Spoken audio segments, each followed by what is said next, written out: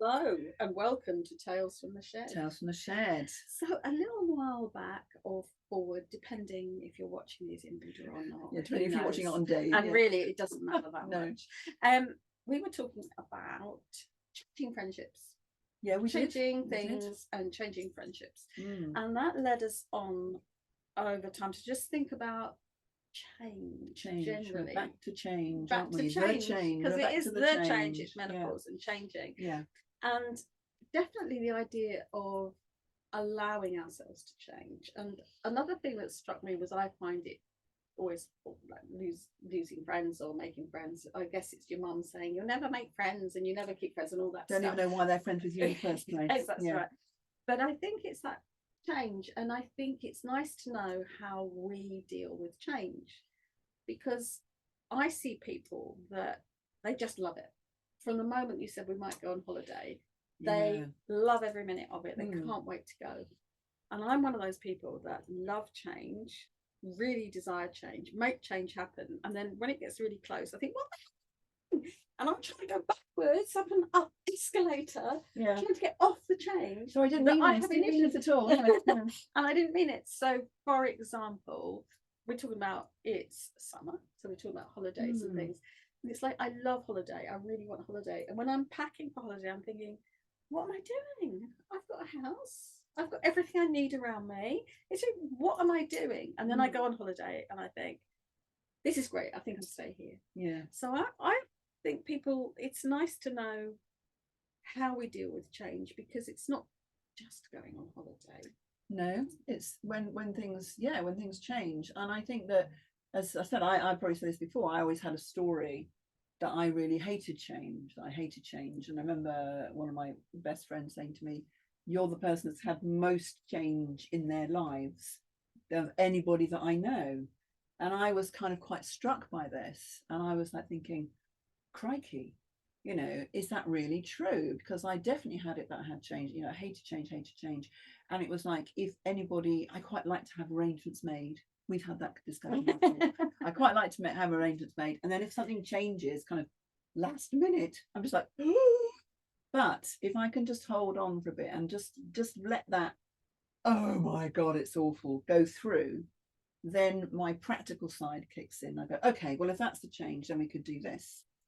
So this whole business about liking change or not liking change. And I thought, well, maybe if I just had a different story, maybe my story is that I love change. I don't believe it, actually. But it was just like, but let's look at it as a story. If the story I had before was I hate change, and that made me feel like this, I could have a story that I love. I seem to love change because I keep making things change in my life.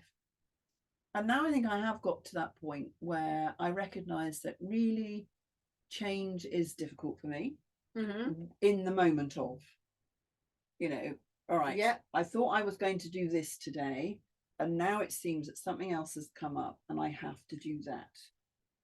Okay, I just need to sit with it and not do that Bambi in headlights. Oh, I can't possibly do this. It's awful. I can't.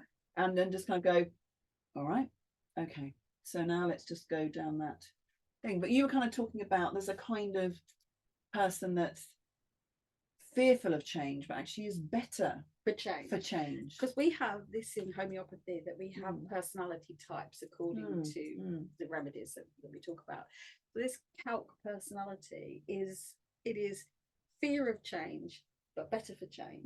So you'll say to them about, typically, I can relate to this because it's going on holiday, and they'll be so fearful that they'll do all their washing and lay it all on the bed and then put it all away tidily in the cupboards, empty the cupboards, tidy the cupboards, clean the cupboards, put all the washing back in the cupboards. And then it's like, now I've got to pack for holiday and I'm going to put these things in, and I've got 7 days, 7 pairs of knickers, 14 just in case something happens, and 3 for luck. Do you know? And then this is me, yes. And you're kind of putting it in, and they're thinking, why don't I just stay here? Why don't I just stay here? And then as they go on holiday, it's kind of, this is it.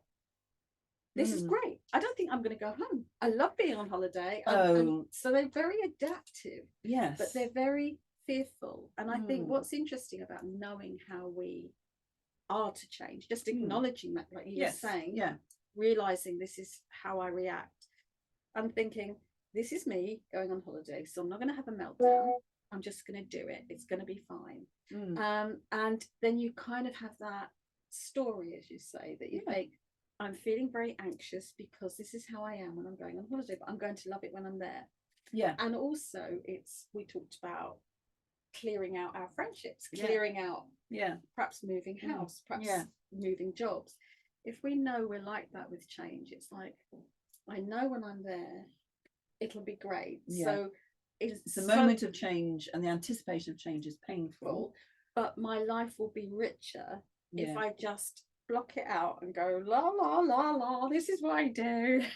So and we have change enforced on us with menopause.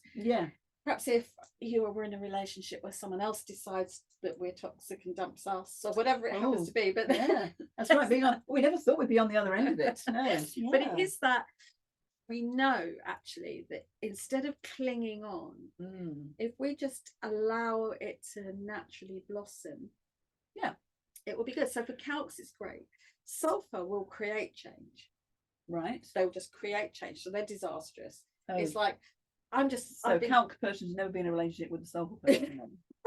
That just sounds like it's just like madness. I'm just gonna, we're gonna go out until 10 o'clock tonight, and then we're gonna come home, and then we're gonna watch a movie and have a takeaway. And it's like, but I bumped into John, and now we're gonna go out drinking all night, and we're gonna go to Scotland instead.